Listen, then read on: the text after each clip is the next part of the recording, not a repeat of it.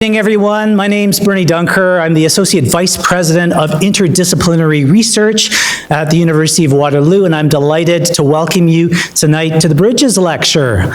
The Bridges Lecture is a marvelous series that's returning for its 9th year, going strong here at St. Jerome's, and that's a testament to the success of a fantastic partnership between St. Jerome's University and the University of Waterloo faculties of Arts, Math, and Science. And I have to say, I have introduced quite a few talks in my time at Waterloo, 19 years now, but never one quite like this. So this is kind of like a bucket list item, I'd say, for myself. Tonight, we are having a couple of talks on zombies, monsters with meaning. So we have two terrific speakers, and I'm gonna tell you a bit about both of them now. So our first speaker is Dr. Arnold Blumberg, AKA Doctor of the Dead. He's a world-renowned zombie scholar, co-author of Zombie Mania, 80 Movies to Die For, which is one of the first exhaustive guides to zombie cinema that helped to define the parameters of what qualifies as a zombie movie. Not any old movie can qualify as a zombie movie, so there are rules. And he's also the author of Journey of the Living Dead, a tribute to 50 years of Flesh Eaters, a comprehensive survey of zombie cinema and the ways in which the genre has impacted the modern media landscape. He has appeared in documentary films as well as on TV, radio, and online, and taught a course, I'm really jealous, in zombies and popular media at the University of Baltimore, that garnered worldwide press coverage and offered a fun way to teach students to think more deeply and critically about the media they consume, He has contributed chapters to Triumph of the Walking Dead, Brains, From Academics to Zombies, edited by our other speaker, Dr. Robert Smith, and The Undead and Theology, which was a Stoker Award nominee, and his zombie and horror podcast, Doctor of the Dead, is available via iTunes and other podcast apps. He can be found on Twitter at Doctor of the Dead. Our second speaker is Dr. Robert Smith. He's a professor of disease modeling at the University of Ottawa, my alma mater, and he uses mathematics to study infectious diseases such as HIV, malaria, human papillomavirus, neglected tropical diseases, and of course, zombies. He has published 15 books on academia and pop culture, is the author of almost 100 academic publications, is a winner of a Guinness World Record for his work on modeling a zombie invasion, was the winner of the 2015 Mathematics Ambassador Award given by Canada's Partners in Research Association, won the 2018 Society for Mathematical Biology Distinguished Service Award for exceptional contribution to the field of mathematical biology and its advancement outside of research. So with that, I'm delighted to introduce our first speaker and ask Doctor of the Dead to please take the stage. Thank you very much, everybody. You hear me all right? Is this working? Oh, there we go. Well, I am going to try to lay the groundwork for you tonight about why zombies have become such a phenomenal pop culture phenomenon. And I'm going to have to do it kind of quickly, so forgive me if some of this seems like a bit of a whirlwind, but I usually have a whole semester to teach some of this stuff, so I'm trying to crash it down a little bit. But anyway, I'm going to take you through the timeline a little bit. Zombies have become, in the 21st century, just one of the most perfect go-to forms for exploring human nature and telling stories that enable us to reflect on who we are as people. And using this avatar of the zombie, something that looks like us, sometimes acts like us, but is clearly not quite us, has given us the opportunity to reflect on what it means to be human, and also things like, how would I survive in a survival apocalyptic scenario? Are we likely to turn on one another? Are we likely to join together? All these kind of questions that come up when you watch these kind of movies. But in order to lay the groundwork for where it all came from, we have to go back almost exactly 100 years to look at the birth of this as a pop culture phenomenon. So I have a tendency to look backwards, so I'm sorry, I actually was told to look forward. But some of the earliest examples of the zombie in pop culture goes back a century or so. What you're looking at is actually a bit of a cheat, because this is one of the earliest films that ever depicted the dead coming back in any kind of form. And they were actually spectral, spiritual. There's a movie called J'accuse in 1919, and it's a film that very much covers post-World War I, and there's a sequence in it where a group of soldiers rise up from the battlefield. They were wronged during the war, and they're seeking revenge, and they're ghostly figures. But the man that made this, Abel Gance, was sort of the George Lucas of his day. He couldn't stop tinkering with anything that he made, and so he kept revisiting it. And what you're actually looking at, as I said, a bit of a cheat, is a picture from a 1930s remake that he made of this film. But you can see that the version of these creatures that are in this image are much more like we almost associate with the popular modern-day zombie. They're these skull-like figures. They're papier-mâché skulls, though, so they're not going to convince anybody necessarily. But it's an early example of the dead coming back. They're not here to eat anybody. They're not technically the reanimated dead, they're spirits, but it's an early example of where this started. And another great example of this is The Cabinet of Dr. Caligari. Not just one of the greatest horror movies ever made from that era, but also just generally regarded as one of the great examples of early cinema. It's a German expressionist film that's just a beautiful piece of work to look at, but it features this character on the left named Caesar, who is a somnambulist, a sleepwalker. And he's basically the slave to the mad scientist on the right. He will do anything the mad scientist tells him to do, even if it means murdering someone. He has no agency, no free will, no personality of his own. He's basically an automaton, a hollowed out shell of a human being. He is in many ways a prototype of the kind of character we now associate with the word zombie. But that word wasn't yet there, and so we have Caesar the Sleepwalker. Where zombie actually came from is what's now very well documented as a great example of massive cultural appropriation. And what you're looking at is a gentleman by the name of William Seabrook, and I actually come from Baltimore, Maryland, and we can sort of lay claim a little bit to a bit of a local connection to the origins of the zombie. Not that we necessarily want to claim this man particularly, but he was born in Westminster, Maryland. And he was a self-styled adventurer and sociologist and newspaper journalist, and he traveled around the world and wrote very sensationalistic pieces about other cultures, usually through the lens of a white man experiencing what he would consider a primitive or foreign or frightening other culture. And in one particular book that he wrote, called The Magic Island in 1929, he told the story of his visit to the West Indies, to Haiti. And for most of the book, it's a compelling, if particularly narrow-minded, travelogue of that experience. However, in 12 pages of that book, he talks about being introduced to something called a zombie. And he learned about the local traditions that came to be called in Western culture voodoo, which was sort of a meshing together of multiple religious traditions. Local tradition mixed with Catholicism, missionaries had come there several times, and the result was a bizarre amalgam of ideas, but sort of in there was this notion that you could contact the dead, that you could channel the dead through the living, that someone could even volunteer to be a willing vessel for a spirit of a former loved one or an ancestor. But when you open that door, you also potentially open that door to an evil god or an evil spirit. The word zombie exists in several different African and Spanish languages going back to that time period, and in almost all cases, it actually is referring to a jar or a vessel in which you trap a spirit, sometimes a beneficent one, sometimes an evil spirit. And Seabrook was introduced personally to someone that they said was a zombie, a human being who had been enslaved and turned into this particular creature. Not dead, although some people thought it was a dead person that was reanimated, but a living human being. And at the core of this idea was something very real, because they were using narcotics to control these people, to rob them of their agency and of their personality, and turn them into slaves and send them to work in the cane fields. A person might find that their father or sister or brother had disappeared months ago, only to pass by on the street and see them working out in the cane fields and think, my God, the dead have come back to life.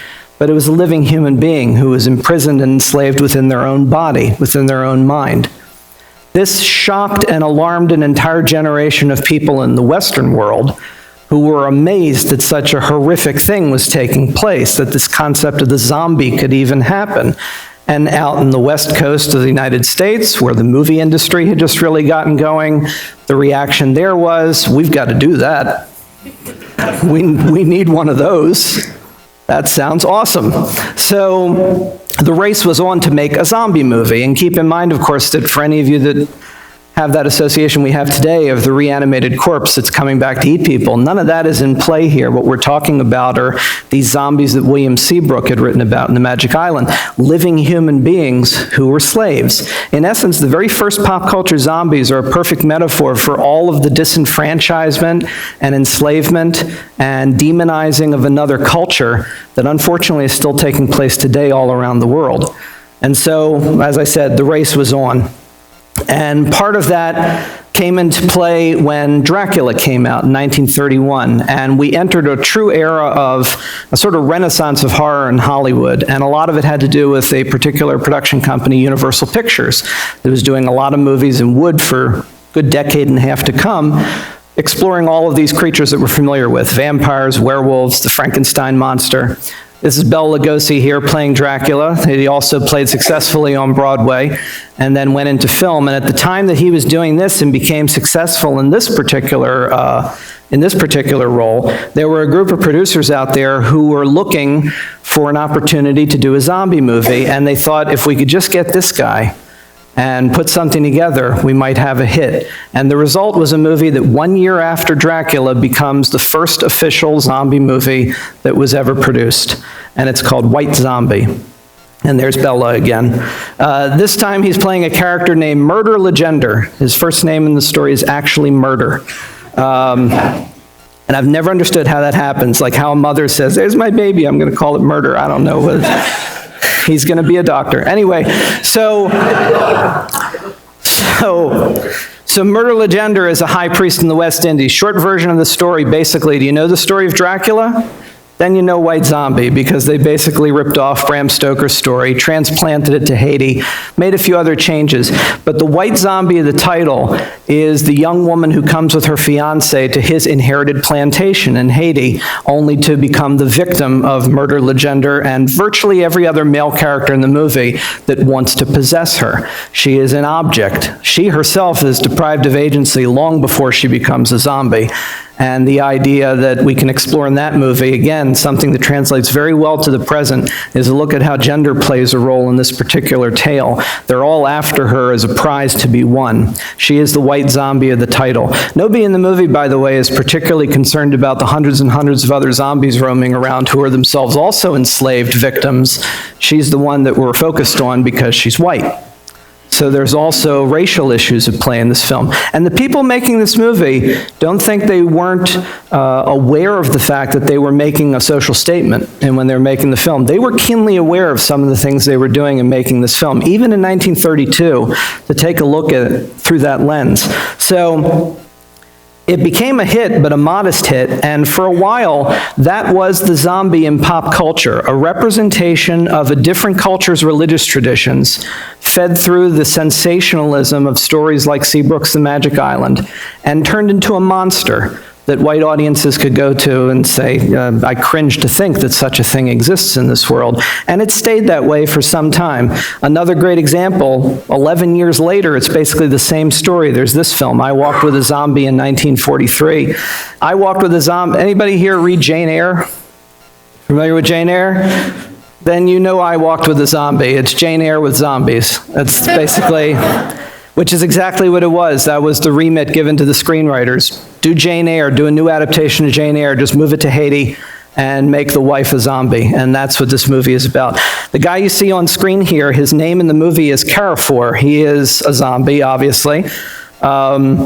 He is the guide and the protector of the crossroads. Carrefour in French means crossroads. Well, I'm telling you people, why am I even saying this? I don't know French, you know French.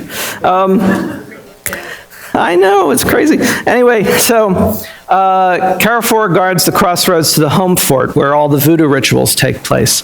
And he is a very ominous figure, but you might also notice he looks very benign. And he is actually. He is himself a victim. He is trapped in this role. He's not at all a monster. There are actually stories that were told at the time of audiences going to see this movie and falling out of their seats when Carrefour does this one particular move during the film where he starts stalking toward the audience, toward the people out of the screen. People were supposedly just terrified just at the idea of this man walking toward them. He does nothing threatening. He's just existing. But he's a representation of the zombie that existed at that point in time. In order to get us to the kind of zombie we're familiar with in modern culture, the one you're likely to see on every episode of The Walking Dead, we have to move forward a little bit. And we have to go through the 1950s, during a time where the Cold War was definitely transforming American culture in particular and giving everybody this bizarre dichotomy of a culture that was looking forward to the future of atomic energy and power and everything that technology represented, and yet also being deathly afraid of what it might represent, and the fear that the Soviet Union any day was going to press a button and send missiles hurling around the world.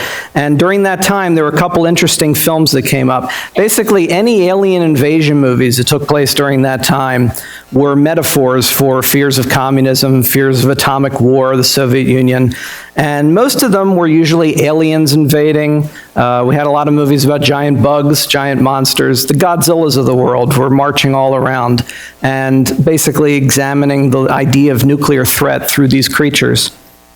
And then we had a couple movies like this. Widely regarded as one of the worst movies ever made in the history of cinema is Plan 9 from Outer Space. They're right. It's really bad. But the core of the idea in this film is that aliens come to Earth and reanimate the corpses of the dead and use them as an army against us. These corpses don't eat the living. They don't have a lot of the features that people come to regard as common for the zombies that we know today. But they are a new form of zombie for that era. They're no longer living human beings. They're the dead actually coming back to threaten the living. And there was another movie that same year that was exactly the same plot, exactly the same idea, called Invisible Invaders. You'll notice the guys in here are all wearing their nattily dressed in suits. And a few years later, one of the movies that would be quintessential to establishing the zombie as an icon in pop culture would feature zombies wearing suits, and the man who made it, George Romero, had seen Invisible Invaders years earlier. This is one of the movies that inspired him in his thought process. And then we got to accelerate a little bit to get to where we're going. Carnival of Souls in 1962 is basically a feature-length version of a Twilight Zone episode in which a woman is threatened by these spectral beings that keep chasing her around a small town where she's waiting to have her car repaired after an accident. Spoiler alert, she's been dead the whole time. And there are ghosts coming to collect her because she died in the car accident. I saved you an hour and a half. There you go. But it's not that good. It's okay. Actually, it's pretty well respected. It's a tone poem of a movie. It's not a movie you watch necessarily for plot, but it's got a lot of atmosphere. But the creatures in it, again, sallow-faced, wearing suits, this is the vision that would shortly become the modern zombie for a lot of people and would take us very far away from that notion of the living human being impelled by voodoo or by drugs and enslaved in the West Indies. Another film that does it is The Last Man on Earth. There's Vincent Price. Everybody's familiar with Vincent Price, another horror star. The Last Man on Earth was the first of several adaptations of a book that had been published a few years earlier by Richard Matheson called I Am Legend. And you might be familiar with some of the other versions of that, including a Will Smith movie that was actually used the same title, I Am Legend. In this book, a plague sweeps around the entire planet. If only somebody could have figured out a way to mathematically model something like that and predict it. But there was nobody like that around then. And it turns everybody into vampires overnight. Well, at the time this movie came out, the 1964 version, once again, George Romero and some of his partners were sitting around trying to come up with a movie to make.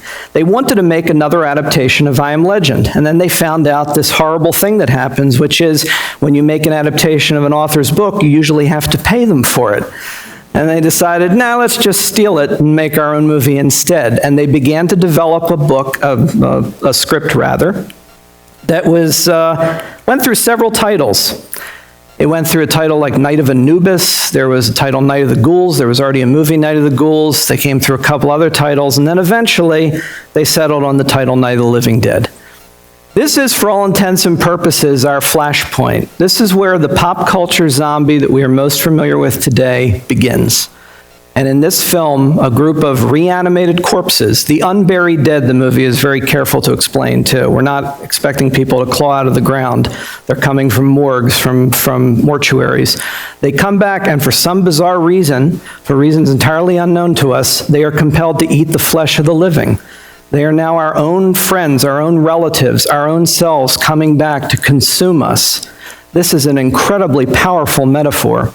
And it was the first time that someone had brought all of these elements together, some of which we saw in some of those earlier films I mentioned, and turned it into this very different creature who is now impelled individually to go after victims.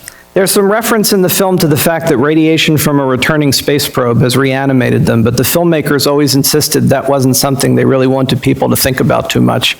The idea was better and more powerful than any science fiction explanation. The dead were back, and they weren't interested in anything other than consuming us from within. This movie would take an entire lecture of its own for me to go through. It has in it a commentary on the era in so many ways. It came out after the assassination of Martin Luther King Jr. and Robert Kennedy. The filmmakers themselves always told a story, whether it's true or not, that they actually heard about King while they were in the car delivering the prints of this film to the distributors for the first time. It features the man there on the screen, Dwayne Jones, as our lead hero at a time where no black man would have been the lead in a film unless that man was Sidney Poitier. He was the only one in Hollywood who was getting significant roles of any kind. Here's a black man as our lead hero. And add that to the fact that, again, spoiler alert, but the movie's 51 years old, so I'm going to tell you anyway. He dies at the end, shot by a white posse. And 51 years later, we're still talking about this movie. We're still exploring all of its many nuances. We're still looking at the fact that it is a pressure cooker of a film in which a group of people are all trapped in a house together and play out a variety of different roles that really illuminate what we'd be like in a crisis and how we react to one another. An entire American family, traditional 50s style American family, virtually melts down on the screen right in front of you, with the child consuming and destroying her parents. This was all a commentary on what was going on in this culture at that time. And all these years later, it's still relevant and it's still something that we look at. But it also led to an entirely new era of zombie storytelling. It was also remade quite a number of times. This is an image from a remake. And then there's also this fascinating project that was done where, for one of its anniversaries, they asked about 100 artists around the world to create their own artistic visions of Night of the Living Dead and then edited them all together into a feature-length presentation. And it's a fascinating look at how people reinterpret media that they love. I always like to throw that in because it's hard to find, but it's well worth seeking out, particularly on an artistic level. It's an extraordinary piece of work. Shortly after Night of the Living Dead, the concept of the dead coming back in that form was something that started cropping up in tons of other films. This one is often overlooked, so I always like to point it out. It's a movie called Death Dream in 1974, and it's also considered one of the first films in history to try to treat with some degree of seriousness, to the degree that you think a zombie film is serious, post-traumatic stress disorder. And it's basically a feature-length version of The Monkey's Paw. Familiar with the story of The Monkey's Paw? In which somebody, well, short version too is that one of the wishes involves bringing someone back, but they're not too specific about how they come back, so they need to use that last wish to get rid of whatever it is that's coming back. Death Dream is a version of that translated to the Vietnam era. And we have a Vietnam vet coming home, only to be demonized by everyone around him as he finds he cannot re-enter his family life and his culture anymore. And many Vietnam vets felt that that movie represented a lot of what they were going through. There were many that were also angry at the movie for helping to turn them into monsters for audiences. But it depicted that idea in a very potent way, and it used a zombie as the focus. And then And then George Romero and his partners came back 10 years after Night of the Living Dead and made Dawn of the Dead. I was just having this conversation earlier tonight about this, is that although I often say Night of the Living Dead is our flashpoint for the concept of the modern zombie in pop culture, it's really this film, Dawn of the Dead, that establishes so many of the rules that people are most accustomed to. If you've ever heard any of the standard things about, you got to shoot a zombie in the head, they're shambling, they're slow, they're here to eat you. Dawn of the Dead has a lot more of that, and it also is one of the first times that somebody made a movie like this with a conscious decision to try to make a sociocultural statement. And the idea for this was, at this time in 1978, indoor shopping malls were just starting to become one of the big new phenomenon, and articles all across the country in the US were saying, this is going to be the death of culture, is the indoor, everything new is always the death of culture, so the indoor shopping mall is going to be the death of culture. And they said, what a horrible thing this is. It's turning us all into mindless consumers who just trudge mindlessly up and down these hallways and stare at things and claw at them across And Romero and his team said, this sounds like a perfect thing for a zombie movie, which it was. They couldn't have possibly been at the right place at the right time in a better position to tell that story. And so they send a bunch of survivors of a zombie apocalypse into a local mall, and the zombies follow them. And the story became, again, another flashpoint. And from this point on, pretty much, anybody after this who was telling a zombie story in film felt we have to tell a story with some sort of meaning because they're going to expect it. They're going to expect that zombies are saying something, even if they're not very articulate. And Dawn of the Dead is where it started. And it was remade itself in 2004, very different film, but it was remade, and itself is a very successful post-9/11 commentary. I'll get to that again in a minute, if I can manage to go fast enough. I throw this in mainly because I like to share this visual. There's a weird boom at the time where, because of the success of Dawn of the Dead in Italy, there was a huge boom in zombie movies in Italy. The Italian filmmaking industry would often make dozens and dozens of copycat films for whatever was popular at the time. Right after Jaws, they did tons of killer shark movies.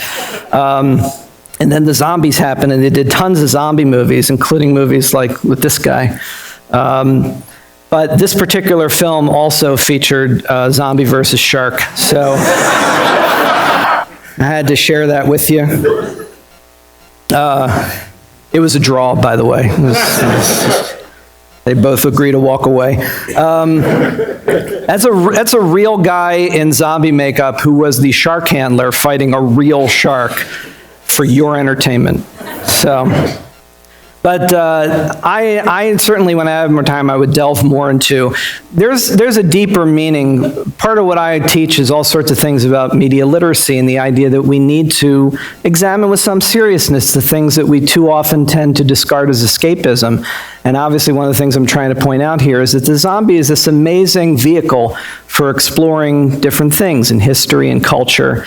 I can't honestly say there's much in this movie that I can point to that has meaning, but I'm sure that there's something in the zombie versus shark.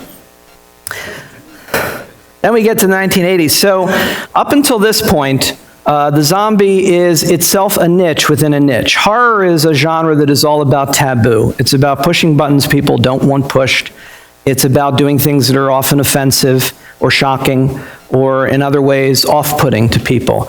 I grew up at a time where I was going like to the video store, like going, renting videotapes, and horror would always be shelved in like the back corner near the door for the pornography. That's the way it was treated. It was treated as like, you should be ashamed of this. This is something put in the background.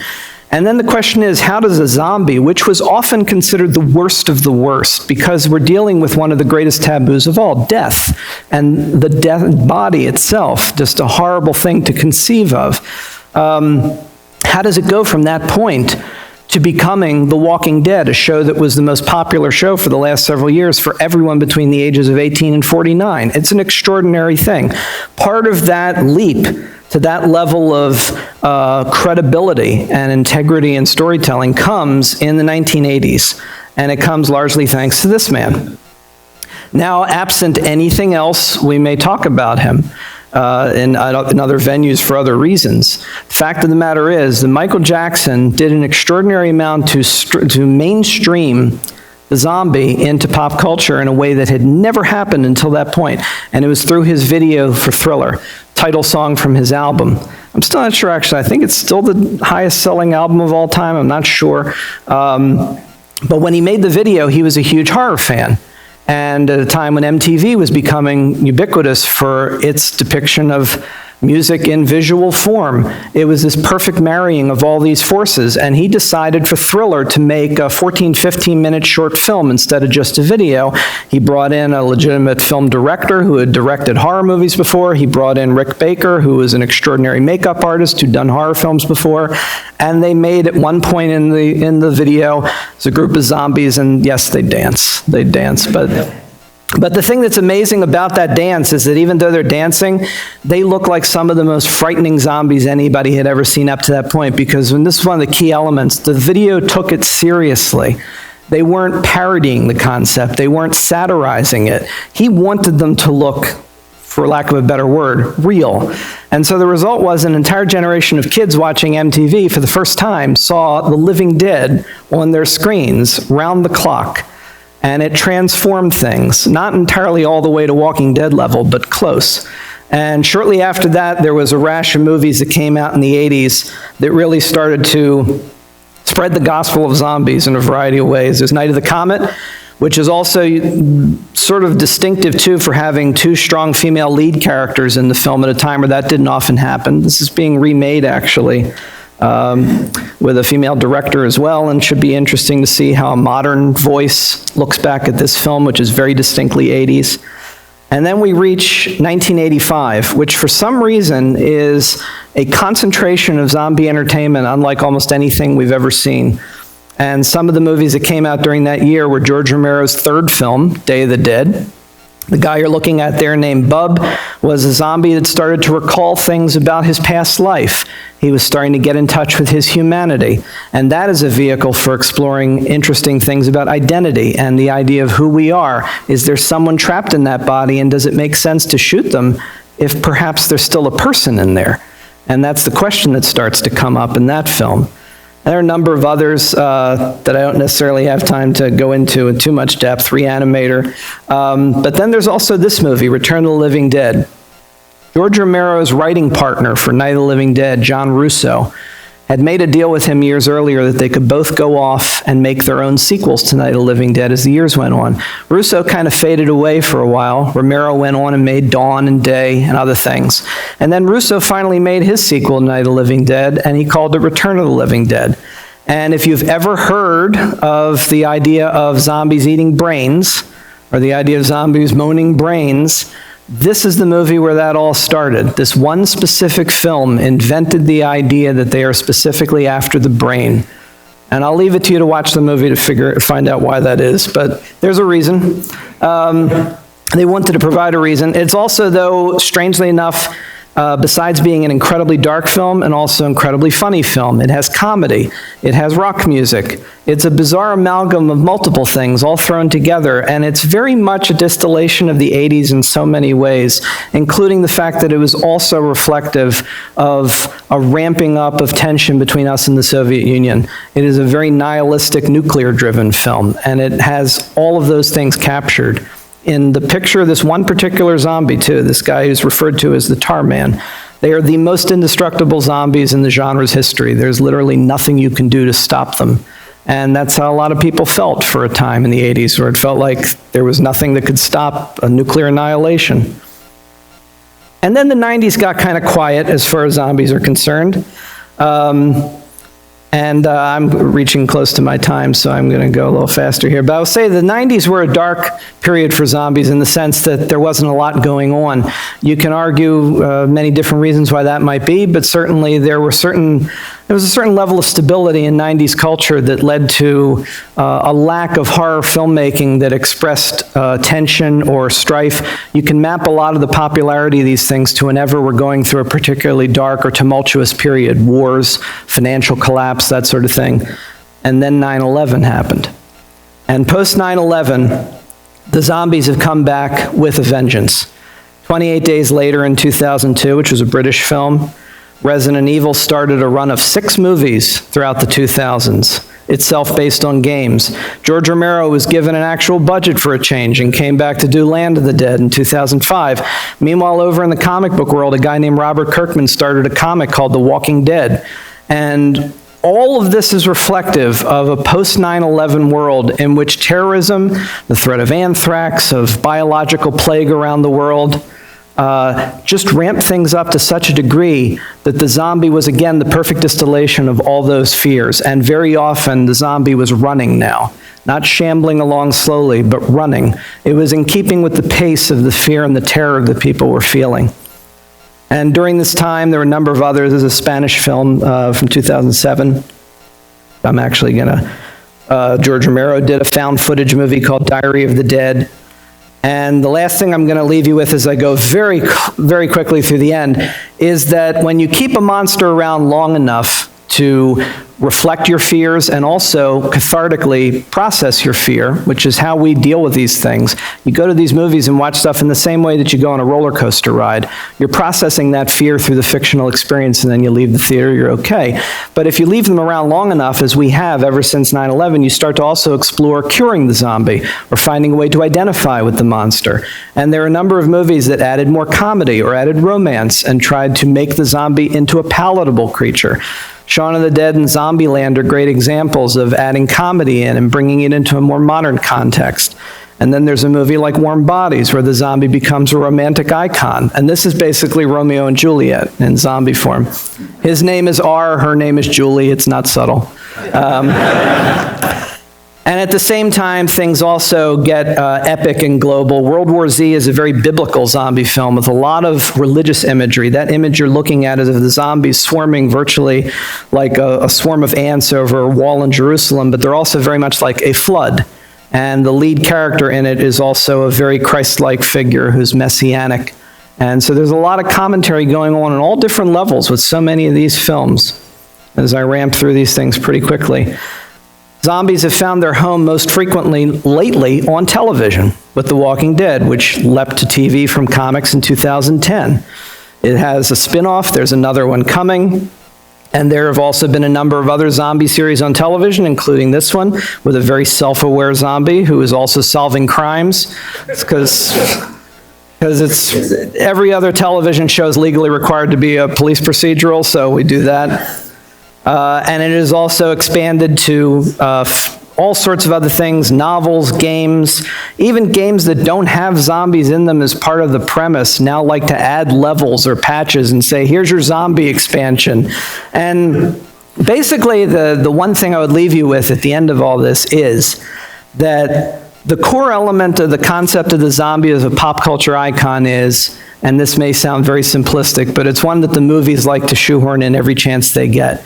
We are them and they are us. It's through that creature and the fact that it is a hollow shell that we can explore and examine our own fears and our own culture in any era. And you can also look back at earlier examples of it and look at it through the lens of today and say, what does this tell us about not only then, but about us now? And that's how the zombie functions in pop culture. And one of the things people tend to ask me is, what's the next version of the zombie? What's going to happen, another 10 years? And my answer is very simple. If we could predict what we're going to be afraid of in the next 5 to 10 to 20 years, that lets you know what the zombie is going to look like. And unfortunately, we're not likely to run out of fear anytime soon. The zombie is spreading around the world and at a very, I'd say at a very predictable rate, but I think someone else can explain better for you exactly how that works. So I'll leave him to it. Thank you very much.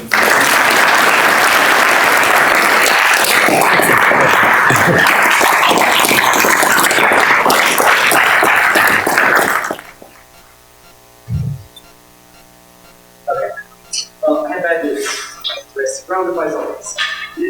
So what are we going to do?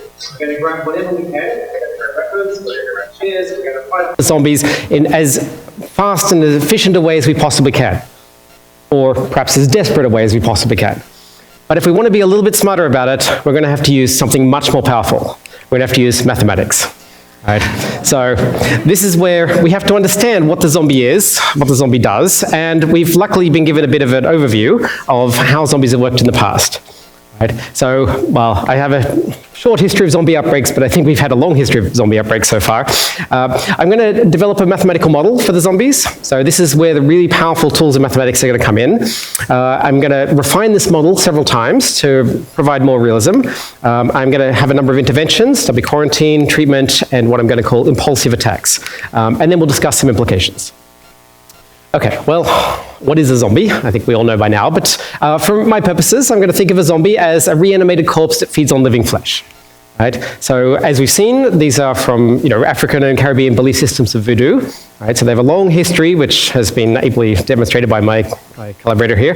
But you can recognize a zombie quite easily. Right? So when a zombie walks in the room, you know about it. Right? It's a creature with organs and bodily functions operating at minimal levels. Right? So now, that's quite distinct from the vampire. So who here is a vampire? Yeah, okay, well, of course you're not going to tell me, right? Because I don't know. Now, I know there are no zombies here because I can look at you and know there aren't any zombies in here. So we're thankfully lucky, right? So the one great thing about zombies is I know one when I see one. Okay? So I can identify them. They're mindless monsters that don't feel pain. They have an immense appetite for human flesh, one of our natural predators. Right? Their aim is to kill, eat, or infect us. And we can recognize them quite easily. They move in small, shambling steps. They show signs of physical decomposition, such as rotting flesh, discolored eyes, and open wounds. Right? So, great. Right? At least I know one when I see one. And that's really important, actually, as we'll see. Okay, so, well, we've seen a number of historical documents that my collaborator has outlined. The earlier systems of zombies, were not quite the same as the modern zombie. The modern zombies primarily existed since 1968. So this is largely in the US and the UK. These involve zombies overwhelming isolated farmhouses, shopping malls, and of course British pubs. All right? So we have many historical documents that tell us all about how these work, and so we can use the information from those documents to understand what to do in the future.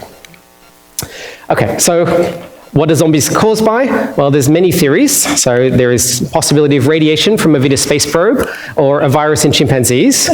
But mostly what happens is the zombies are here, they're overwhelming us, and we stop wondering about where they came from and start worrying about how to defeat them. Right? So the ways in which we can defeat them, right? There's a number of ways. There are guns, the army, eventual starvation, and of course dire straits records. Right. So we can use all the tools at our disposal to try and attack the zombies. And this is exactly what we will do. When a zombie walks in the room, we will just throw whatever we can at it, run the other way, do whatever we need to destroy the zombie. Right? Now, that's not a very efficient process, right? Because we're each going to try and do that. And if we're each moderately successful, we can hold off a small number. Right? I can probably beat a zombie in a reasonable fight. Right? I maybe can take care of 2 zombies. If it's me versus 10 zombies, I'm not going to do so well. Right? If it's me versus 100, well, I surrender to our new zombie overlords, and thank you very much. Right? So I'm going to become a zombie at that point. Right? So the odds are not in my favor if it's sheer numbers. So how can mathematics help us? So here, I'm going to think of solving any biological problem. Right? So I'd like to solve this problem. Right? I can do it any way I like, but what I can do is I can translate it into a mathematical model. And I'm going to think of it as a translation, right? And like any translation, it's imperfect, right? I'm changing languages. I'm changing to this very dense language, mathematics, right? So of course, it's a hard language to learn, but it's a very powerful language because it gives me access to things like logic and rigor. And so when I do my mathematical analysis, I lead inexorably to a conclusion. And my premise may be false, but my conclusion is absolutely true based on that premise. So the great thing about mathematics is I can trust this. This process is reliable. Right? I will turn it back to my biological conclusion and say, well, now I have an answer to my question that maybe I couldn't have got in any other way. Right? And then I can compare with data and say, well, maybe I could reason my way through it. And does this answer make sense? Right? And I could sort of say, could I have got there without the mathematics? And maybe I can argue my way through it. But you might discover that actually this doesn't make sense. You may say, your answer is not the answer that we were expecting, and maybe it's a nonsense answer. And if it's wrong, where is it wrong? Right? Now, I'm going to argue that the mathematical process, of course, is very robust. Right? This translation across the bottom is very easy. Right? So if x is 7, I have 7 survivors. Right? That's an easy one. It's the top one that's the problem. Right? So making this translation from my biological problem over to my mathematical model, that's a very imperfect process. So if that's not so good, maybe I didn't include some things, maybe I included them in not the best way, right? What I might do is go around my cycle a few times, right? I might make a new model, do a new analysis, find a new conclusion, come back to the biology, compare that with data, and keep doing this until I'm satisfied with the model that I found and see if the conclusions make sense and so on. All right, so what we need to understand is basically what goes in and what goes out. Right? So how do you make a zombie? Right? How do you lose a zombie? Right? So we lose zombies by killing them. Right? We make a zombie by either infection or reanimating the dead. How do we get humans? Right? So humans, of course, are born, or maybe they move from somewhere else, if you're considering a limited geographic region. Right? And humans can be lost by contact with a zombie. Right? So my zombie is created in two possible ways. And susceptible humans can, of course, die from natural causes. And the dead come into play in the model here, so the dead become zombies as well, right? So, but I can also kill the zombies if, I fight off a zombie as well. So there are lots of movements happening here, right? My humans are changing into zombies, or maybe changing into the dead. The zombies are becoming zombies from humans, but they're also dying. The dead are coming back to life. So there's lots of things at play, right? So, and of course, death may mean either temporary death or permanent death. Right? So I may be very good at killing zombies. I may, cut off the head and, shoot the zombie in the head. But I may not be quite so good, right? I may kill the zombie temporarily, but it can get back up and chase after me. Right? So I'm going to account for two possible deaths here. Okay, so here are some friendly Canadians, right? And what can happen to us, right? Well, we could die, and that's kind of a shame, especially if I'm one of them, right? Or we could become zombies. Right? So these are basically the two possible things in life. I mean, life is short and brutish. And the zombies can die either temporarily, so they could go back into the same death class and therefore be reanimated back as zombies again, or they could die permanently, and then they just leave the system altogether. So, okay, I just showed you a mathematical model. Right? Doesn't look so scary, no equations, no Greek letters and so on, right? But I have my model, right? And the great thing about this is I can kind of have a discussion with biologists and experts in zombie lore and so on and say, is this good enough? Should I put more things in? Have I encountered something the right way? So on. And we can discuss this without them needing to be mathematical experts. Right? So this is very handy, actually. Okay, so let me just basically reformulate this in a slightly better way, right? So here's my model again. Right? I have susceptible humans, I have the zombies, which is my infected class, and I have a removed class, which in this case is the dead. So for historical reasons, we call R the removed class. Usually it means people who've recovered from the disease, right? But it can also mean the dead if you're counting the dead. But in the zombie case, of course, the dead are an active variable. So these are my three state variables, and I have various parameters. Right? I have some birth rate, or possibly immigration rate. Right? So that's how humans come in, and that's the only way to become a human, is to come in here. And then you have two possible ways to leave. You can either become a zombie, so that means a human and a zombie meet, and there's an encounter, and there's a probability of infection. So with zombies, that probability is pretty high. Right? If a zombie bites me, I'm pretty likely to become a zombie. Right? But I could also die of natural causes. Right? And so if I die, I'm susceptible to becoming a zombie again. Right? So the dead reanimate, and that creates a zombie from a different way. So I move from the R class back to the Z class. Right?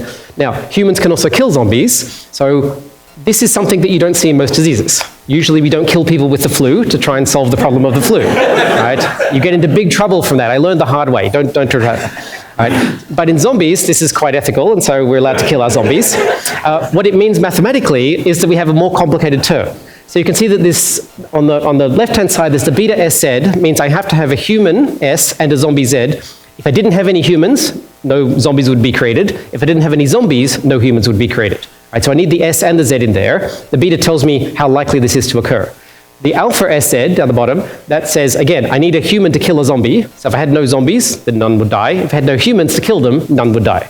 Right? So I have these two complicated terms. That's, as well as being obviously specific to the zombies, is something we don't see in other models very much. Right? Because we're not interacting with the infected class in this kind of way. Okay, so I'm going to write my model a third time, and this time I'm writing it in a condensed form, right, which is the same as the other two. In fact, this is exactly the same as the previous slide. I've just written it in more easily available sets. Right? So what's happening on the left-hand side of the three equal signs are the rate of change. This is telling me how the humans change, how the zombies change, and how the dead change. Right? Because in biology, things always change. Right? So I need to know how things move around. And again, I'm just accounting for what comes in and what goes out. All the things that come in will be positive, all the things that go out will be negative. Right? So you can see in the first line, the birth rate is pi. That's the only way to come into being a human. The way to go out is to either be infected or to die. In the zombie class, I come in by being infected, I also come in by reanimating the dead, and I go out by being killed by a human. If I'm in the dead class, I came in from dying from natural causes, and then I come in from temporary death. So this P here is the percentage of people, or the percentage of zombies who are not killed permanently. So I've killed P of them permanently, they're out of the model, the 1 minus P remain. And then I leave by reanimation. So the very last term is I leave the dead class and I go back into the Z class. So some terms appear in two cases because they're moving around, and anything that comes in from outside or goes out forever doesn't appear again. Okay, so the key factor here is I have two complicated terms. I have one for infection and one for death. Right? So, sorry, death, I guess, temporary death or permanent death, but one for the attack by humans. Right? And so P here represents permanent death. So I've taken the P percentage of zombies out of the model, so that's why they don't appear. Only 1 minus P do. Okay, so I've got a model. Great. Let me analyze it and let me get some conclusions. Right?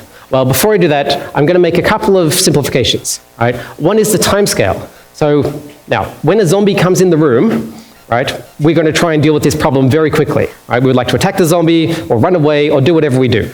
We're not going to wait around for 9 months for babies to be born. We're probably not going to wait for people to die of cancer and heart attacks and all sorts of things. So we can say people dying for background reasons, maybe it's important, but maybe it's not. Maybe we can simplify that and say dying of natural causes is probably not likely to happen. Now, you may have a heart attack because you saw a zombie, but we would probably count that as a disease-related death.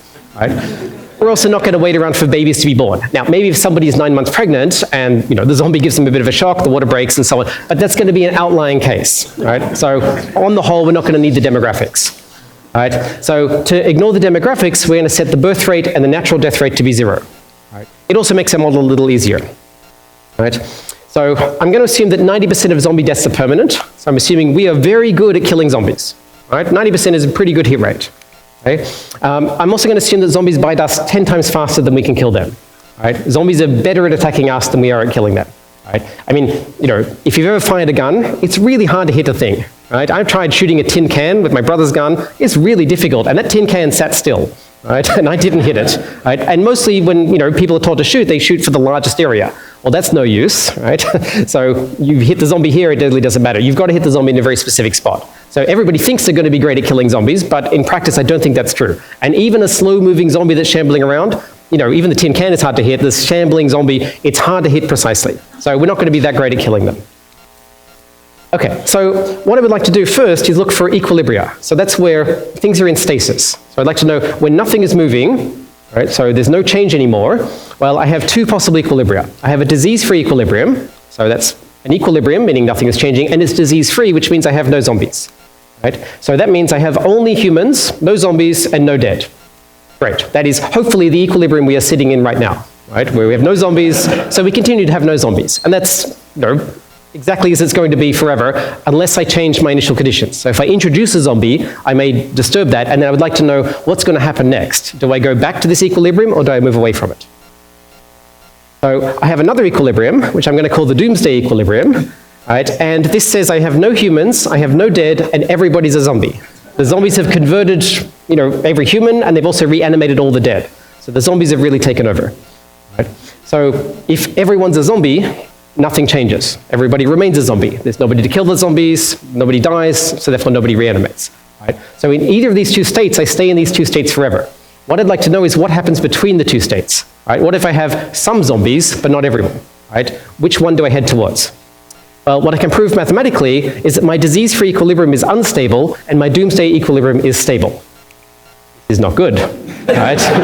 This means all it takes for this room is to have one zombie in here, and we're in big trouble. Right? That zombie is going to be better at attacking us than we are at attacking them. We might deal with that zombie, but by the time we have, that zombie's probably bitten a couple of us. Right? If it's bitten 3 of us, okay, we've taken out 1 zombie, now we've got to take out 3 of them. Okay, we maybe take out a couple, but those ones have bitten a few more, and the virus spreads very quickly. Right? Even if we're still killing them, they're still taking over us. Right? So that's very likely to happen in this case.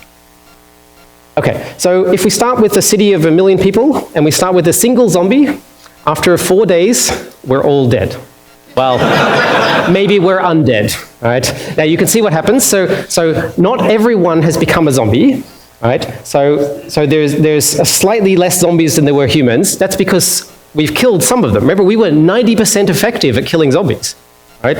But look how good we've got. That's because we ran out of us pretty quickly, right? So each individual can kill 90%, but there's not so many individuals after 4 days, right? So the prognosis is not very promising. All right, so, well, let's go back and refine the model, right? So let's add in some things that we know about zombies, and my colleague has aptly illustrated many qualities of zombies, so let's put a few of them in, right? So one of them, which we all know, is that there's a time between getting infected and being infectious, right? So if I'm bitten by a zombie, right, what's going to happen? Right? Well, I will start shaking and moaning and control, rubbing myself and being, and my friends will absolutely fail to notice anything wrong. It just happens, right? So we have no idea that anything's going on, and then inexorably I will become a zombie and start attacking my friends, right? That's just going to happen. So that period is about 12 hours. I mean, that period can vary depending on which documents you're looking at, but we sort of chose 12 hours as an average from all the ones. Okay, so what's the effect of putting in a 12-hour delay for each infection event, right? So each infection is now delayed by 12 hours.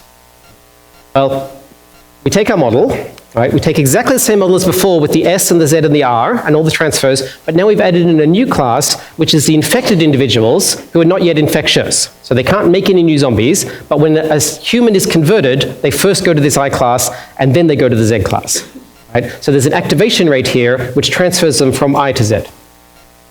Okay, so let's write down our model. And similar to before, but now we've added in a new class, right? So the beta SZ now transfers into the I first. While you're in I, you could of course die of natural causes, right? So you're still a human, that's still possible. I will of course set that to be 0 for my timescale issues, but I'll come back and talk about what the limitations of that are at the end. And then we activate, so the row I sends us into the Z class, right? That's the activation rate. And I'm going to take my short timescale for now and set my birth and death rates to be 0. Okay, so what's the outcome? Well, I have a disease-free equilibrium again, right? So now I have humans, but no infected, no zombies, no dead. That's fine. I also have my doomsday equilibrium, where everyone's a zombie, so there's no humans, no infected, no dead, right? And, well, my disease-free equilibrium is always unstable. So that means I only need one zombie, and I've perturbed the system. That equilibrium will not be stable, which means I will have more zombies. I may not necessarily go to the doomsday equilibrium, but I will move away from the disease-free equilibrium. So my infection persists, right? So I've changed my model. I've changed the outcome a little bit, right? So I can't prove exactly that I go to the other equilibrium, but I prove that the disease is around. Right? Now, if we model this, you can see it's slightly different. So I have this light blue class of infected individuals. So they come and go, right? So first there's some of them, and then they disappear. This is a very classic epidemic wave. So most diseases that come, they come in, do their damage, and then they go away at the end. Right? So you get this kind of sort of hump curve that's happening all the time. Right? But other than that, it kind of looks a lot like the previous one. Right? So you can see that all the humans are gone eventually. Many zombies appear, not quite as many as the original population, right? Because we're not, we've killed some of them permanently, but not all of them. And what have we gained? We've gained 4 more days. Right? So each infection event being delayed by 12 hours has, on the whole, given us 8 days to survive instead of 4. Okay, well, we got a slightly better outcome, but this is still not the ideal outcome that we want. Okay, so let's fight back. Let's be a bit more sophisticated in how we deal with things, right? So let's try and quarantine some of the zombies, right? What we're going to do is capture some of the zombies and put them in some giant cage.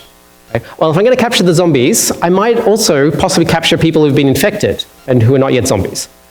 I may have very different capture rates for these two individuals. Right? So I'm going to remove them, and the great thing about quarantine is once I'm quarantined, I can't do any damage. Right? So a zombie that's in a big cage can't infect any humans. Right? So that takes them out of the infection pool. Right? That's actually very handy. Right? Now, I need to mathematically worry about what happens to them eventually. Right? So I'm going to say, well, maybe they try and escape this cage, but they're going to be killed before they find their freedom. And maybe I set up snipers on the tower or some automatic system or whatever. And again, I assume that they could either be killed permanently or they could be killed temporarily. There. Okay, here's my model again, right? With my susceptibles, my infected individuals, my zombies, my dead, and now I add in the quarantine class, right? But I'm quarantining 2 possible groups, right? I'm either quarantining the infected individuals at some rate, or I'm quarantining the zombies at some other rate. And these rates are very likely to be different, because these are very different individuals I'm dealing with. Right? One group is very easy to capture. Right? My friend who's been infected, who's shaking and moaning uncontrollably, if I watched him be infected by a zombie, I know he's infected, so I can grab him and put him in a cage. Right? Now, he may try and resist that, but what's he going to do? He's not going to bite me, he's just a person. Right? So I can capture him easily, but finding him is very difficult. Right? Because if I didn't watch him be infected and he doesn't tell me, I don't know if he's been infected or not. Right? Whereas a zombie is very easy to recognize, right? Easy to find, but hard to capture, because I run the risk then of being infected myself if I try and capture the zombie. So we see quite different rates here. The last term here is just to do something with the cues. I need to put them somewhere, so I'm going to put only some of them back into the dead class. Okay, so here's my model, and the Q class, what I've done is, so I've taken out these are the individuals who have left the Q class, so the 1 minus Q is basically the zombies that I killed temporarily, and I may have killed some of them permanently. And I can vary that as I need to. So I'm taking zombies out of the I class and the Z class, right? So I'm taking them out at different rates here, so these kappa I and sigma Z come out, and they go into the Q class, and I just need to leave the Q class at some point, otherwise mathematically things fall apart a bit. Okay, so that's just accounting for what happens to them. I assume some of them are killed, some permanently, some temporarily, and Q may be either 0 or it may be small, depending. Okay, so if I have my short outbreak, again, I can ignore the birth and death for now. I have my disease-free equilibrium, as always, which you always get for models, right? And if Q is 0, I have coexistence. Oh, okay, right, I have something quite different to the previous classes. Coexistence, that sounds great. Until you realize that maybe it's not quite so great. There's no humans, there's no infected individuals, it's coexistence of the zombies, the dead, and the quarantined. That's maybe not the ideal outcome. Okay, all right, so sadly no humans at this point. All right. If Q is not 0, then this equilibrium is all zeros, and that actually means that, well, the whole system has collapsed. There's no humans, no zombies, no dead, no nobody. All right. So again, no outcome so far has been particularly good for us. All right, so, well, I'd like to know about stability. So what I need to do is have a measure of disease spread. So the basic reproductive ratio is a concept that's used in epidemic theory to basically tell you how many secondary infections you'll cause. Right, so if I'm a zombie and I infect 3 people, and then they infect 3, and they infect 3, and so on, obviously the disease is spreading. But if on average I infect less than 1 person, so if it took 10 zombies to make 9, and those 9 made 8, and 8 made 7, the disease is shrinking. So I want this number to be smaller than 1 to get rid of the disease. Right? So I found my basic reproductive ratio here, and it depends on various factors. Right? So it depends on this beta, which is the transmission rate of zombies, which I have no control over. It depends on N, which is the total population, which I have no control over, unless maybe I start murdering some people, maybe, right? But probably not. Right? It depends on rho, which is the activation rate of zombies, which I have no control over. Right? It depends on alpha, right? Which is the rate at which we are individually killing zombies. Now, maybe we have some control over that, but I assume we're probably killing zombies as much as we humanly can. Right? So I assume that's already maximized. So the 2 parameters that I have the most control over here are this kappa and the sigma, the quarantine rates of the infected individuals and the zombies. Okay, so great. If I quarantine more people, or more individuals, I should be having a better outcome. Right? So if I can increase my quarantine rate, I will lower my R0, and presumably I can lower it below 1. But I have a problem here. Right? If my population is large, so if N gets quite large, well, this value is approximately, you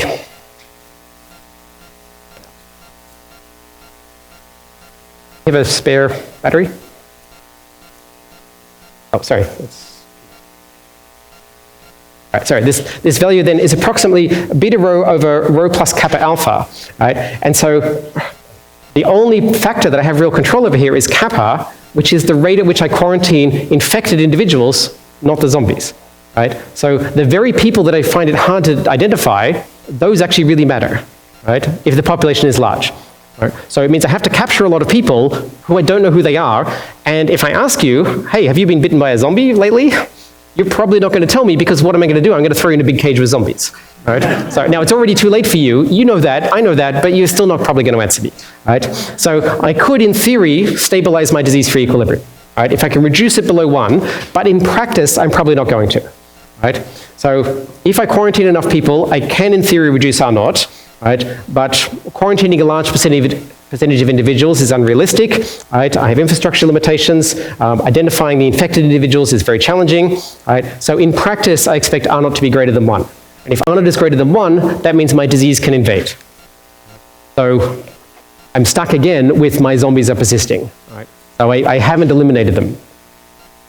All right, well, let's run some simulations and see what happens, right? So here I've run it for quite a while, almost a year. Well, the humans were gone a long time ago, right? What's happening here is kind of the system is happening automatically. I mean, maybe my robots are doing the quarantining, right? I mean, without any humans to capture the zombies, maybe the quarantined individuals aren't doing quite what they're doing here. But if I was somehow automatically capturing zombies, this is what would happen, right? Eventually, sort of the numbers are going down, but everybody's pretty much lost at this point. Okay, so now I'm going to ask for a bit of faith here. Let me go with the idea of treatment, right? What if I could magically cure zombies? Okay, all right, this is crazy, but just hang on with me for this fantastical idea that I'm presenting you here. Suppose I can cure zombies. It's wild and wacky, but let's just suppose we can. All right, I can turn a zombie back into a human now. All right, great. So I can make an individual, so if I have a zombie nearby and I stick a needle into him, now that zombie comes back to being a human, I've got a new one on my army that can help fight the zombie army. Okay, great. Right? That gives me a better fighting chance, right? Because I can increase my numbers. So I'm going to ignore the quarantine, partly because it wasn't very useful. Also, I've got a cure, right? So let's go with this. That sounds great, right? The only requirement I'm going to say is that treatment doesn't provide immunity, right? So if I was, infected by a zombie, became a zombie, somebody cured me, I can be infected again. Okay, so many diseases have this property, right? So what I've done is I've rewired my model, but only very slightly. Right, so I've got the same model as always, right? But the only term that's different here is this CZ.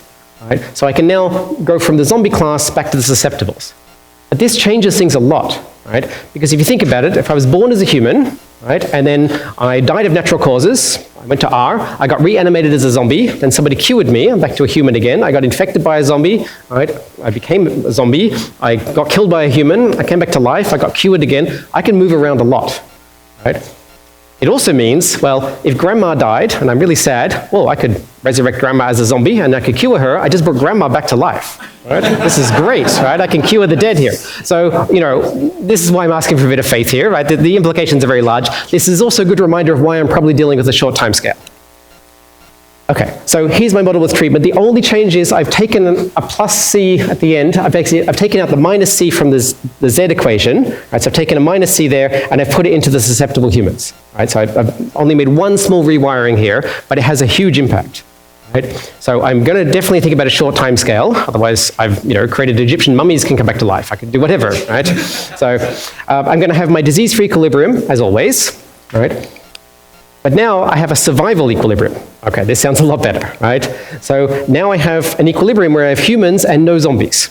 Right? So this is great, right? Finally, for the first time, I have some humans surviving. Okay, great. And that equilibrium is stable, so that's really good, right? That means this is very likely to be my long-term outcome, right? What I need to do, though, is I need to cure zombies fast enough, right? I need to cure them faster than a critical rate, right? If I can do that, then I stabilize my disease-free equilibrium. Right? So I have what's called bistability. I have two equilibria that are both stable, so it depends on where I start initially. Right? But both equilibria seem pretty good. Right? Now, in practice, it's not likely to return to my disease-free state because the critical rate at which I have to cure them is very fast. Right? In fact, I would have to cure each zombie within 5 hours, 20 minutes of activation, on average. Right? So that's a very, very challenging thing to do. Right? So I'd have to find all the zombies and very quickly, assume I have enough resources to, give needles to all of them, bring them all back. That's probably not going to happen. So I'm probably not talking about my disease-free equilibrium. I'm probably talking about my survival equilibrium at the top there. But that's great, right? I have a survival equilibrium. I have some humans. Well, not that many, right? I do have them. I don't kill all the humans, but it's a bunch of people in a shopping mall somewhere, right? That's what we're talking about here, right? And they're in there for a long time. I mean, hopefully it's a well-stocked shopping mall because they're in there for close to a year before the zombies go down to zero. Right? So eventually the zombies do go away, right? But it takes a while. Right? So, I mean, also, we all know what's going to happen, right? A bunch of people at a shopping mall, some idiot in my group is going to open the door to the zombies. We just know that's going to happen. The zombies come in, this is all bad, right? We've got to bring them back to life. Yeah. Now, I should say at the equilibrium, it's not that we're just stuck with this number, right? We're at an equilibrium, which means for every human that's infected by a zombie, well, we equally cure one zombie and bring them back into our team. right? So we may not be static, but we're at equilibrium. All right, so let's have another intervention, and this is something I'm going to call impulsive attacks. Right? So the idea is that I want to pool my resources. Right? So instead of just kind of fighting the zombies one-on-one whenever they happen to walk into the room, let's try and be a bit more strategic. Right? Let's call in larger resources. Let's call in the army. Right? Let's kind of think about what we can do as a collective. Because we have one great advantage that the zombies don't. Right? What do the zombies do? Right? They come after us. They come after us in large numbers. They don't need to eat or sleep or recharge or anything. They just keep coming and coming and coming. This is really bad. Right? What do we have? We have one huge advantage. Brains. Right? The very thing the zombies are trying to eat. I don't think that's a coincidence. Right? So we can outthink the zombies. Right? We can build moats. We can electrify fences. Right? We can do all kinds of sophisticated things if we have enough resources. Right? So the resource issue is a problem because civilization is falling apart in front of us. Right? So we do what we can. But we also have the idea of interdependence. Right? So I may not be very good at certain tasks, but if you're good at that I can't do, I can do some things, you can do some things, we can build a kind of interdependent society, right? Actually, the kind of lesson we learned is society in the first place was actually pretty good, right? I don't have to be good at everything, I only have to be good at some things because there are other people around who have other skills. Right? So let's try and pool our resources, right? So, well, trying to do this continuously is a huge drain, right? So we could pool our resources and try and do it all the time. What we're better off doing is being strategic about it, right? So we're going to pick a time and do something, and then we're going to wait, learn some lessons, and do it again, but better. Right? So we want to learn some lessons here. Right? And we get what's called an impulsive effect. Right? So let me just talk about that for a second.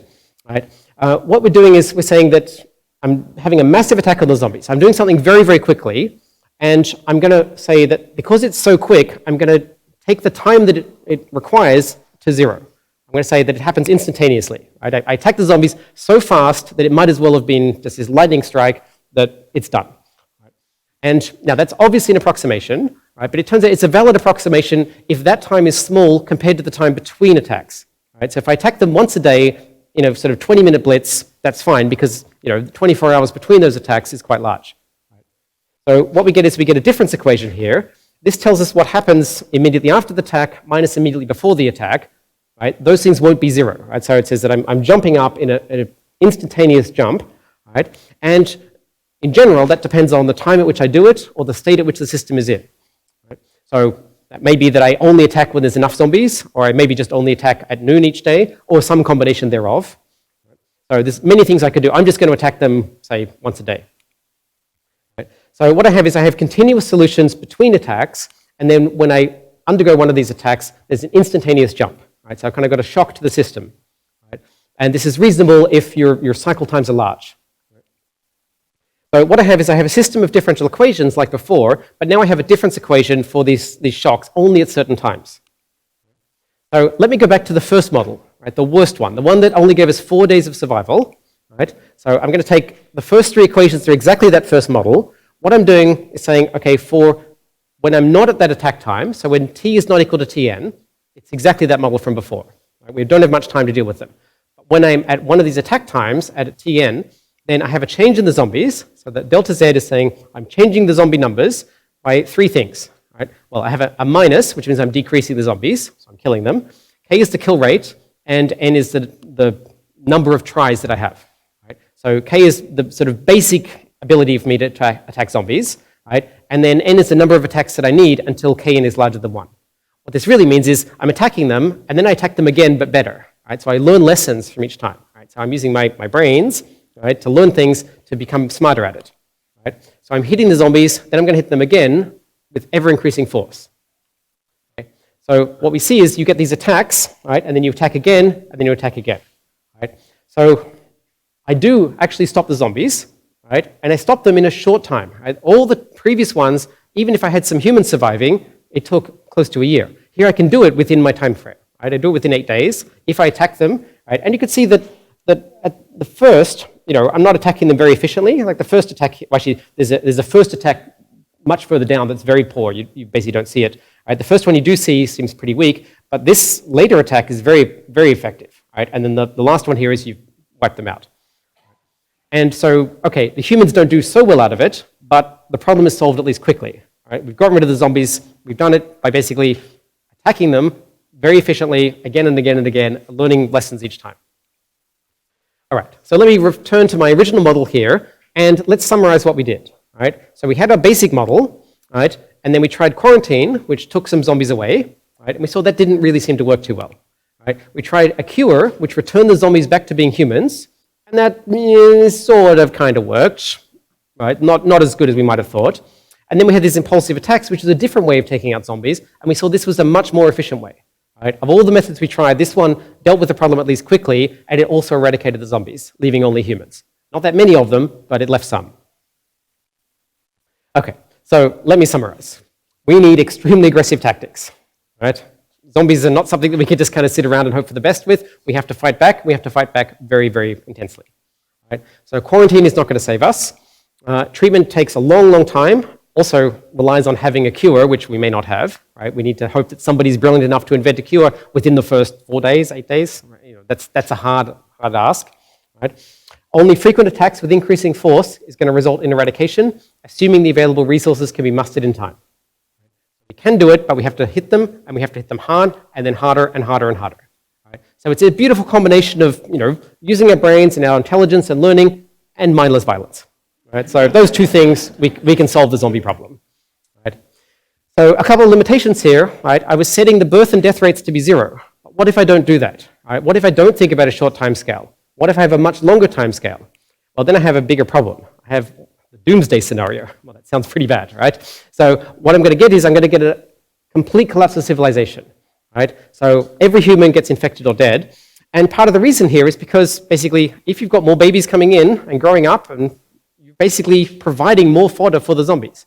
Because what happens to my baby, right? My baby becomes an adult. My baby gets infected at some point, and becomes an infected individual, becomes a zombie, dies, comes back to life, as a zombie. I'm creating humans who can just become zombies, or I'm creating the dead, which can become zombies. Right? Because the dead are part of my model, once you come in as a human, you kind of don't really leave. The only way to leave is to be permanently killed as a zombie, right? Which we saw didn't actually have that much effect in the long run. Right? So we basically have this limitless supply of new bodies to infect, resurrect, and convert. Right? So what that means is, if zombies arrive, we have to act quickly and decisively to eradicate them before they eradicate us. Right? We have a small window of opportunity.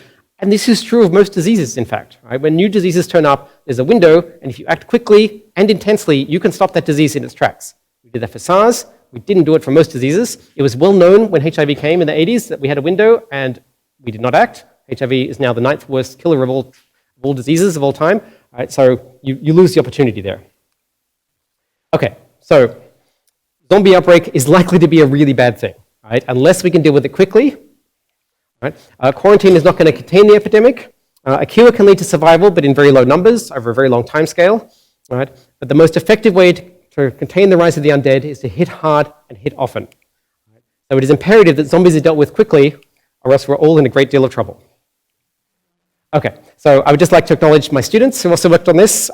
If anyone's interested in reading the original paper or various follow-ups I've done, you can just either Google me or look on my website. And yes, that's basically the end of my part. So thank you.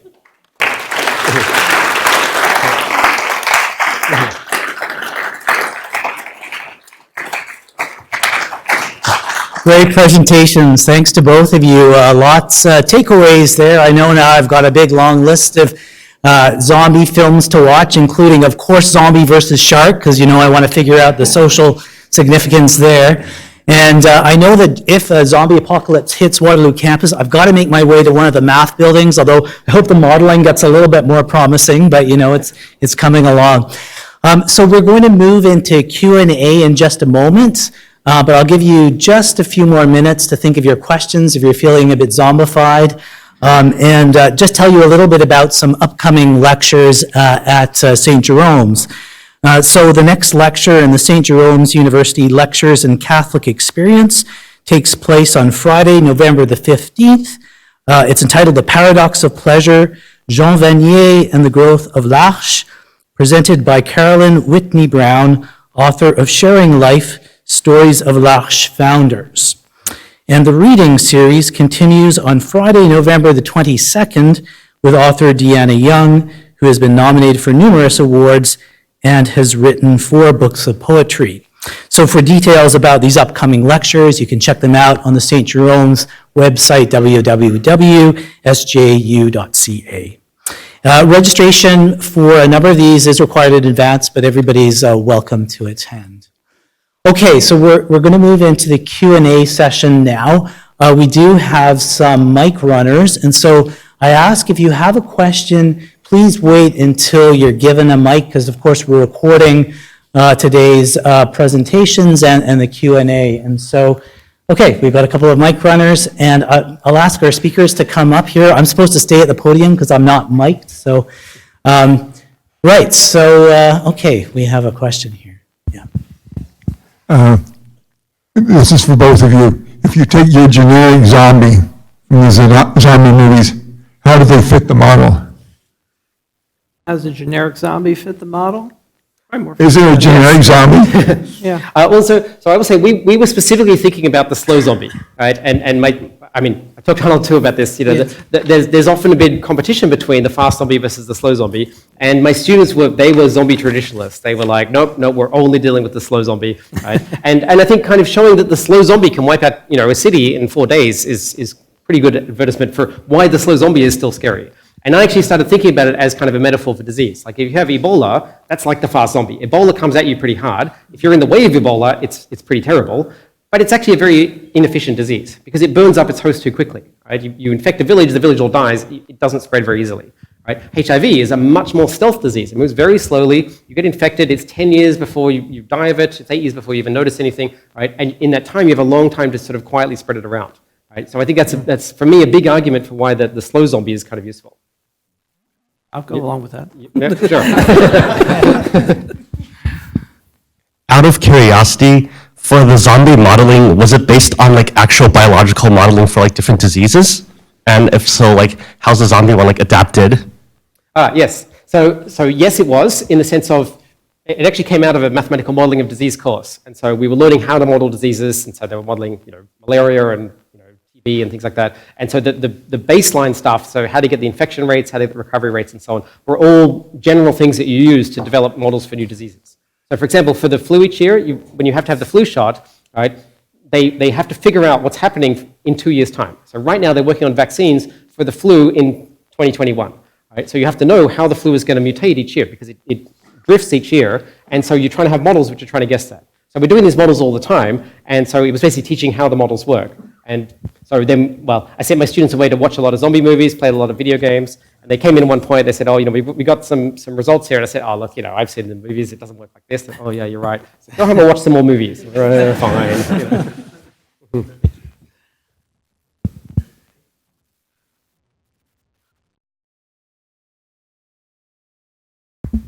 Hi, so I wanted to ask about, you were mentioning the impact of zombies as like a form of media that has an impact on our culture. What would you say is one of the biggest philosophical impacts it has left on our culture as a whole? That's a great question. Well, I guess I would point to The Walking Dead itself to start with, in the sense that the television adaptation of the comic, when that started in 2010, The Walking Dead became, like I was saying earlier, one of the biggest television shows on the planet.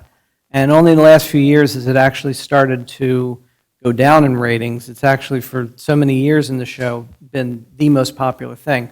So in a sense, we can look at that show and say that show is the brand as far as the impact of this creature is in the modern era. And so you'd look to that show for what is the biggest philosophical impact that it has. And largely what that show does is tell the same story over and over again. And I mean, you could argue that's a criticism. I mean, that's for another time, would be saying, yes, that's a genuine criticism too. But on a meaning level, the idea is what that show does is, in a cyclical way, it keeps telling the same story, which is, how do we value each other as human beings? What is a human life worth? And when push comes to shove and you're trapped, in a place with other people, who is it that you're going to turn to for support? Who is it that you're going to consider outsiders? It's basic exercises in a study of human nature and how we value one another. And actually, of course, one of the biggest lessons I think we could learn right now is the desperate need for more empathy in the world. And in a sense, The Walking Dead has often explored the moral and ethical issues of whether or not empathy is a danger. In some respects, actually, I'd argue The Walking Dead has done a lot to damage some things by reinforcing the notion that sometimes you have to make hard choices. Yes, in an apocalypse, maybe. But in the real world, it would be nicer for people to be united a bit more. So I think that exploration is what I think is the biggest impact right now. And that show has been the vehicle for it for a very long time. That answers that. In thinking about your mathematical model, have you ever thought about including instability in the latency period so that the latency changes over time? Oh, that's a great suggestion, actually. So I would say one of the things about modeling is you're kind of picking, the average person, the average zombie, the average dead individual, the average rate of change for infection, the average latency, and so on. And you want to kind of stress test this against what if the average is very meaningful and what if it's not so meaningful, right? What if small changes give you a totally different result, right? So you try and kind of stress test all of these to say, what if, maybe it's 12 hours, but what if it was 13, and what if it was 11, right? What if it was 24? What if it was 1, right? And so, there's great techniques where you can do that. You can basically sample across all of parameter space and kind of, pick and choose to get a sort of full sense of what's possible, but also what's not possible, which is sometimes quite helpful too, right? And so that sometimes guides you in developing experiments. You might say, well, these things are all possible, but these ones won't happen, so don't waste your money in running experiments on this. Right? So we do that a lot for, real diseases. So in terms of zombies, I like this idea a lot, actually, because I think that, the latency is something that we only really observe, right? It's kind of, you may have seen someone get infected, and then it's a while before they become a zombie, and we're not really measuring it very scientifically, right? In an apocalypse, of course, you're just saying, okay, well, my friend started to become a zombie after a while. Let's call it 12 hours. That seems about right.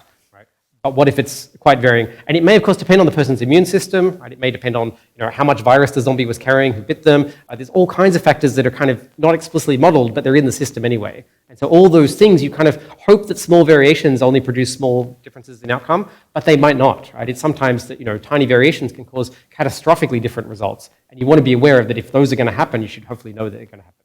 So whole branches of chaos theory will deal with those things, whereas sensitive dependence on initial conditions, and so parameters are going to vary a little bit, and they're going to have a massive outcome. You really want to know about that because you can't rely on just single data points. Following up again on culture, I do recall there's an All Saints Day at the end of October, followed by a day commemorating the dead. And I recall on TV watching Mexicans getting dressed up as the dead. Is there a connection there between zombies and this cultural phenomenon? The Mexican Day of the Dead and that tradition is generally disconnected from the origins of the zombie as a character in film and television and pop culture. But over the years, it's become very entwined with it in terms of design and style, and people co-opting a lot of that in a way that many people that see that as a cultural tradition also see as cultural appropriation and stealing of things that for them means a very different thing than what a lot of the things we're talking about here today mean. But you see a lot of that now intertwined with Halloween and with monsters to the point where now every time around this time of year, you see sugar skulls designed, you see all those kind of things that are associated with that, and that makes things a little murkier. So for the most part, in terms of the zombie and pop culture, that's very disassociated from it, but it has become very much a part of it in sort of the merchandising and the pop culture angle. Yeah.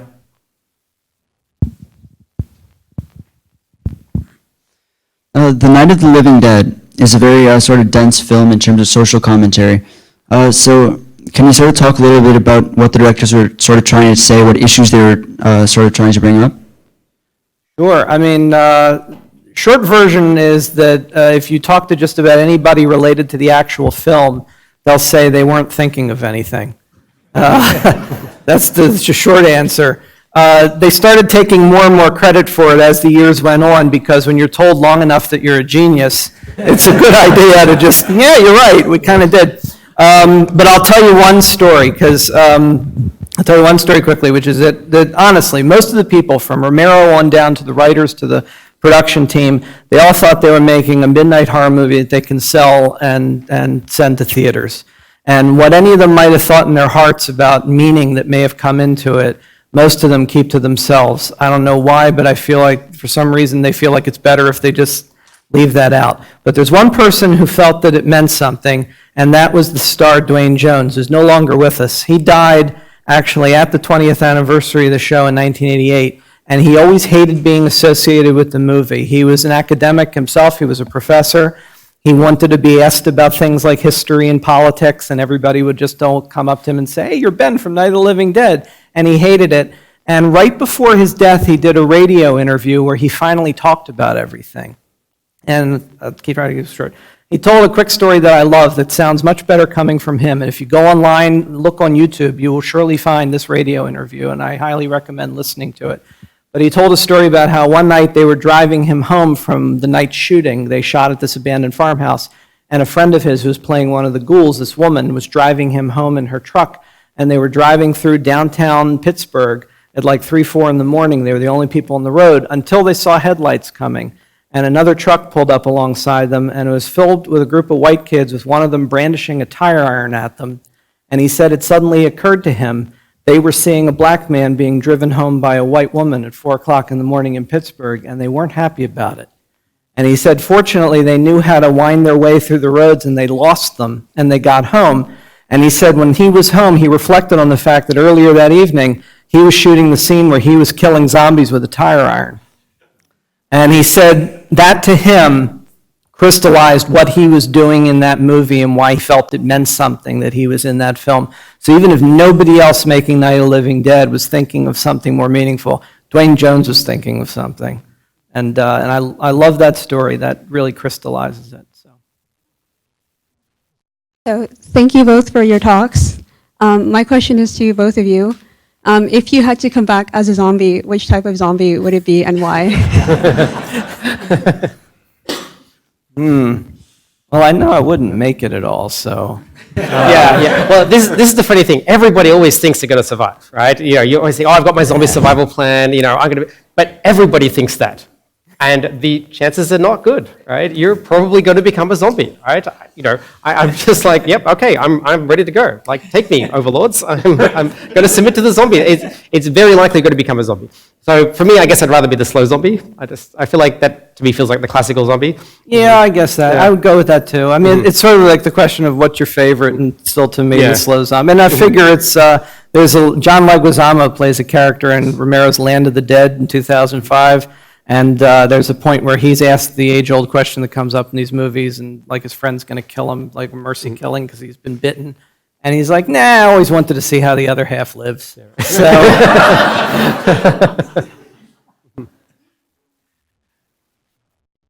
So, you talked a lot about Walking Dead as a pinnacle of modern zombie television, but it seems to me that in terms of a TV that's had a huge cultural impact, Game of Thrones should be up there as well. Sure. And I'm curious to what extent, how you regard Game of Thrones as fitting into the zombie genre, and to what extent the people who created it were thinking about zombies when they created their Walking Dead. well, what's interesting about Game of Thrones is that it and many other shows were sort of existing in the wake of The Walking Dead in a certain respect, certainly whenever it touches on those kind of themes. And obviously Game of Thrones is its own cultural phenomenon in so many other ways. But I'm not personally a fan, not that I think it's bad in any way, I just never got into it. But I watched a few things here and there because I still like to know some things that are going on pop culture-wise. And I saw the episode, I'm sure if anyone's a fan, they know, the thing was called Hard Home. It was the episode at the time where the White Walkers arrive and attack the town. And at the time, I thought to myself, this was more of a potent representation of this concept of the zombie in pop culture in that episode than I saw in an entire season's worth of The Walking Dead. Because after a certain point, like I was saying earlier, The Walking Dead has told its story.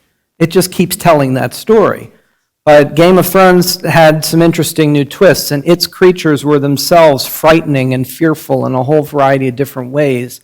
And to me, the shot that made it was the last shot of that episode where the last few survivors are sailing away in the boat, and they look back, and the leader of the walkers, or the evil group, is standing there on the shore and just does this, and all of the dead rise up.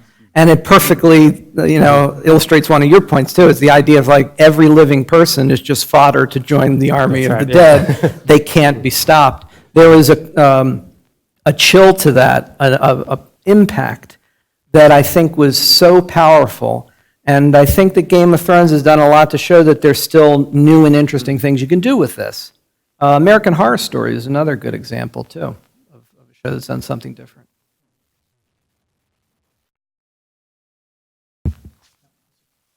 Yeah. My wife and daughter and I are here, and I'm just wondering whether I can sleep tonight.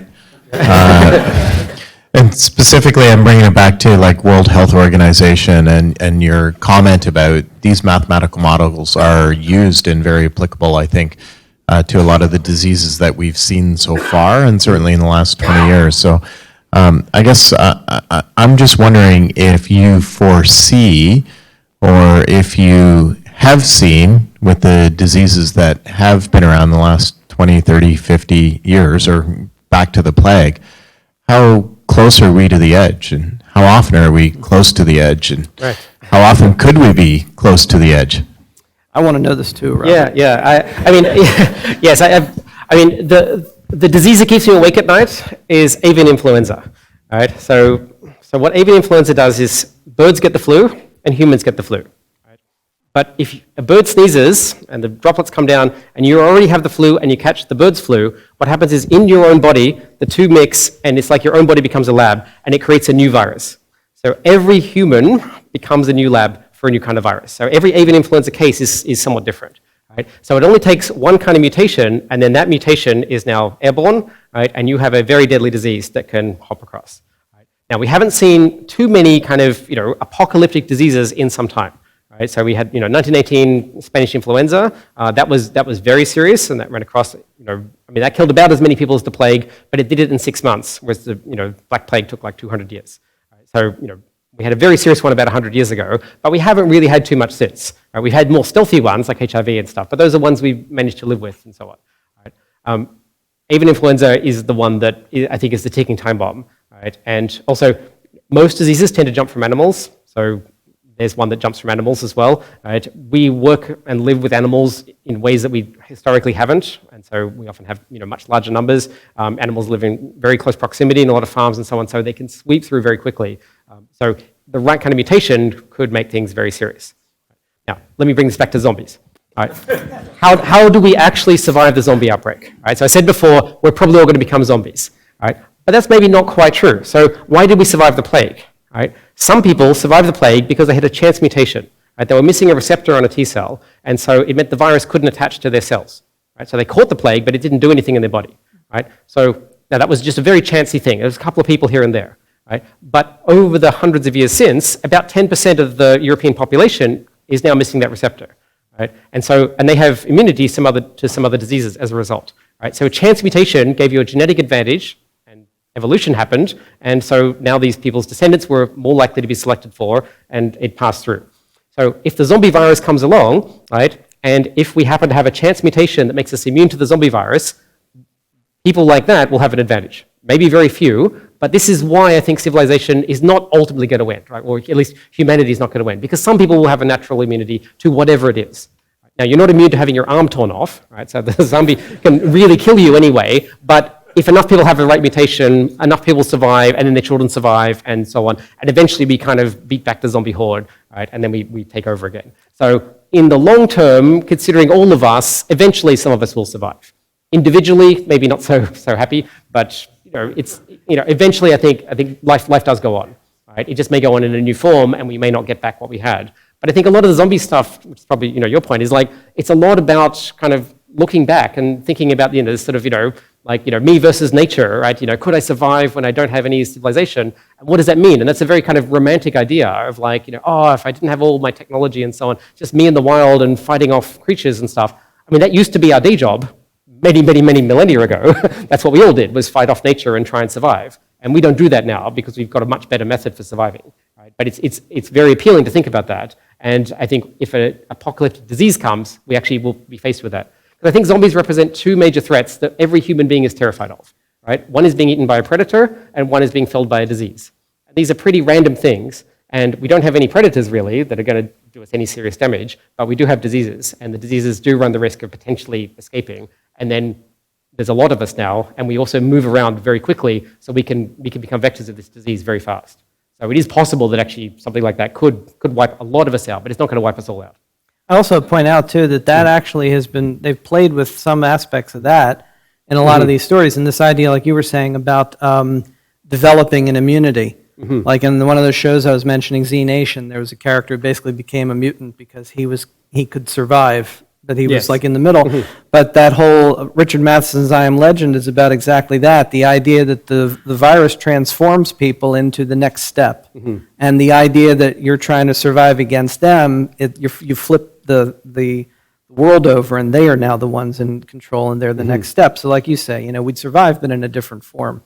And they've played with that idea too in a lot of these stories. So, yeah, I mean, I'm fascinated also watching your stuff of like what an endlessly rich amount of text there is when you just add zombies. And yet people keep saying zombies are over. Right. But they're not. One more question about your disease model. The most infectious diseases, the rate of transmission or exposure will affect, the response. And clearly with a zombie, you have to be bitten. But what happens if the bite is of differential depth? Or if it's the blood of the zombie and it could be by coughing on somebody or droplet inhalation or something. Has that ever been put into any of your models? Actually, yes, it's already in the model because in the term beta, so that was my beta SZ, which is the rate of infection here, that rate is not fixed in my general model. So I let that rate be any number it likes. This is the great thing about mathematics, right? I mean, I say the biggest advantage of mathematics is it can do something that almost nothing else can do, which is it can predict the future, right? Now, there's math and crystal balls. That's about all we've got, right? So if I want to know the future, math can actually tell me this. Now, the trade-off is, of course, it can tell me a lot of futures at once. So I can tell for anything from sort of, it never transmits to it always transmits. Right? And you can actually run the whole gamut of these things, and all the parameters at the same time can run between all the different values. So, in fact, people have taken the zombie model and applied it to specific diseases. Said, well, what if it's not quite as infectious? Well, actually, the zombie model matches quite well to a model of, I think, smallpox and stuff like that. You can, with the lower parameter, you can move stuff around. Of course, the dead are not coming back to life. Ebola is actually quite a good match to zombies because although the dead aren't walking around and trying to eat you, they're still infectious, right? And so they're not coming back to life, but they are infectious, and so you have to account for those. So it's basically just a reshuffling these parameters. So what we do is we actually, by doing the zombie model, which is of course a fun thing to do, you actually also learn lessons about how other models work and other diseases. I was actually working on a model of human papillomavirus with a colleague, and she said, like, most of the models had only looked at heterosexual transmission, so we were adding in homosexual transmission, and then she said, but isn't this going to be really complicated? Like, we're going to have these two mass action terms. I said, I've done this before with the zombies. That's the infection rate and the attack rate. She's like, are zombies going to help us solve real problems? Like, well, there you go. So, yeah, so the short answer is yes, it can be considered, and it is considered, partly because also if you don't know the number exactly, and with zombies we don't really, I mean, we can look at all the video games and movies and stuff, but we're not going to really know it. You then want to say, what if it's every possible value, and what possible outcomes can there be? So yes, if the zombie transformed from a bite, which requires a specific contact, right? If a zombie never bites you, you have no chance of being infected. But if it becomes airborne, then suddenly you can be infected, even if you never meet a zombie in your life. Right? So all those things can matter, and they can really change the nature of a disease. Hi, sorry. If you were to make the assumption that you could identify individuals who had been affected, if you removed the stealth component and assumed that you could act preemptively, do you see that as having any effect on the survival rate or the survival time period, or do you see it as an inconsequential variable towards the doomsday apocalypse? No, I think that would actually make a massive difference, right? So if you had symptoms upon being bitten, right? So maybe you got a shake or you got a fever or something like that was readily identifiable, and then people really knew, okay, because you've had that symptom, then I can identify you and quarantine you. You can reduce R0 below 1 quite easily, right? So that's a parameter that you can control and you can maximize, and you could trip that threshold very easily. And if you can trip the threshold, what you're effectively doing is you're restabilizing your disease-free equilibrium. And so now a zombie outbreak can be controlled if we can basically take enough people out. And really what we're learning is enough key people. So if we can take out the infected individuals, of course, we're trying to kill the zombies to protect ourselves at the same time, but we can remove some people from the population. That would probably make all the difference. It's really the stealth nature that makes this a really difficult problem. Yeah, that's a great question. I'm just wondering, if you sort of take into account the mathematical model that we'd probably all die as a result of zombies, could you sort of look at the philosophical subtext of zombies as we really have to appreciate the lives we have, because being immortal isn't going to be that great.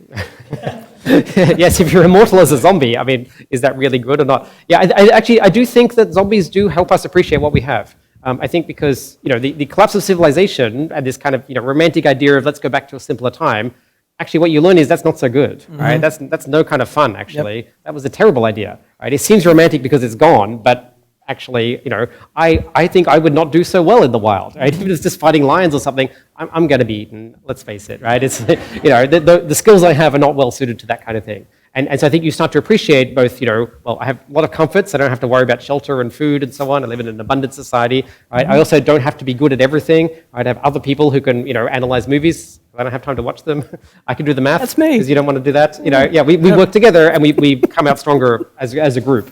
Right? And I think that tells you that actually society is pretty good, actually, in some ways. Right? And as much as we have very legitimate criticisms of society, there's also a lot that's actually very powerful about it. It's also very romantic because if you watch The Walking Dead, Daryl looks like he still has a lot of hair product. That's it's natural bounce. Really. It's really amazing in the apocalypse. How pretty he looks.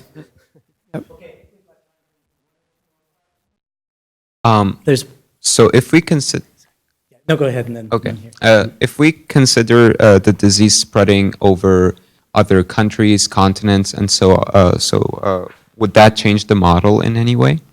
Yes. So what you would probably do is you would look at each region, be it country or continent or whatever, as its own kind of little sort of crucible. You say, okay, well, you're going to spread locally here, but then you kind of rewire the network. Say, well, I have some local spread, but you have a couple of global jumps, right? And so either, if there's still planes operating, a few people fly and they take the disease over, and then you kind of restart it there. Now you have a new single infected individual who's now creating new people, and since our disease-free equilibrium is unstable, it starts again, right? And then it sort of goes locally, and then it jumps again. And so you kind of, you call this a small world network. You say you have local connections, but you have a few global connections, and what you can show is you don't need very many global connections before you can spread very efficiently, right? This is actually exactly how computer viruses work, right? So they target like like your computer, and they can infect any computer that you're connected to. They just do it by just randomly picking, your ISP number out of a hat, infect locally, and then just pick another one, right, and just jump over there and infect locally, right, and just jump over. That's a really efficient way to do this, right? It's very hard to guard against because if you just randomly get chosen or you're connected to somebody who's chosen, right, your virus is going to spread, right? And small world networks have been shown to be a very, very efficient way of doing this, and it's mostly how diseases spread.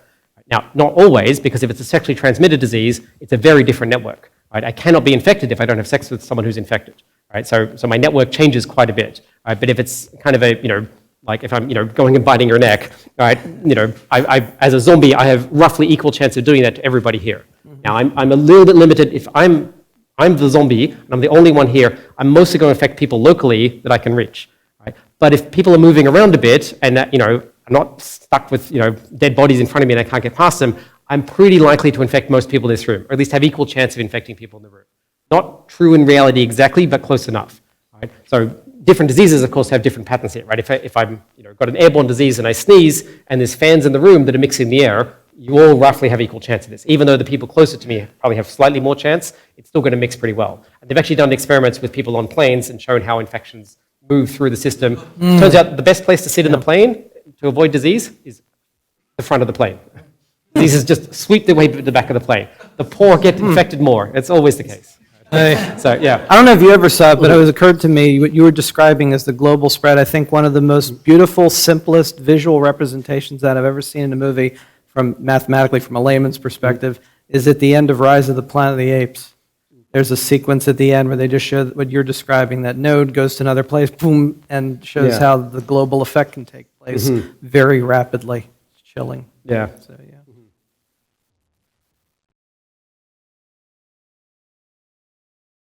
As we see zombies diversifying into other forms of media, as especially video games, as you mentioned, such as like the Walking Dead video games or The Last of Us, how would you describe the video games' contributions to like our outlook on zombies and the philosophical natures?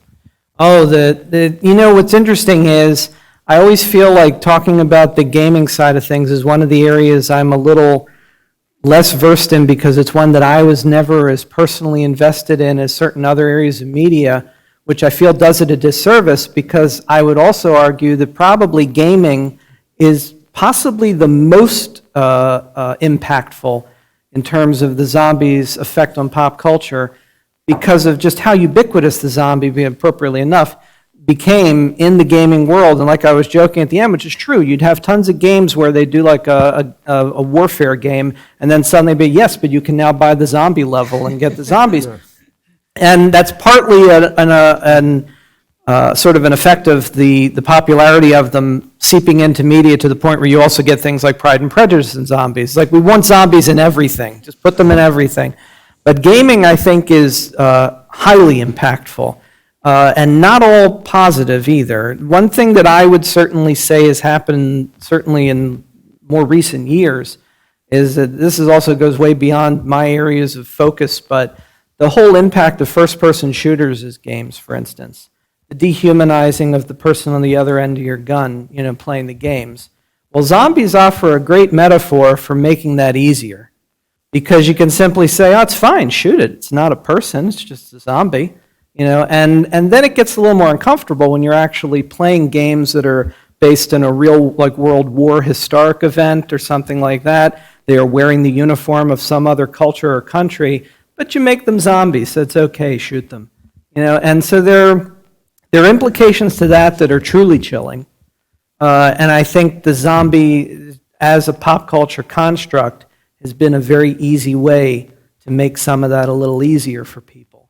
But it also means that their popularity leads them to pop up in every kind of gaming experience. Everything from Call of Duty and Last of Us to things like Plants vs. Zombies and cute things. You know, and not all of that is wrong or, you know, necessarily negative, but it just speaks to how powerful they are, that they work so well in so many contexts. And gaming, I think, is a huge part of it. Absolutely. Well, I think this is why we need the media literacy, right? Well, yeah. You can't just go into these things without questioning the assumptions and stuff.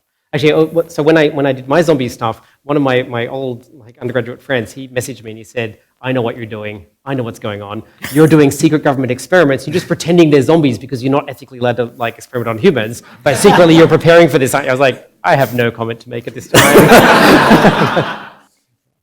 Yep. Well, on that note, great discussion. Thanks again to Robert and to Arnold.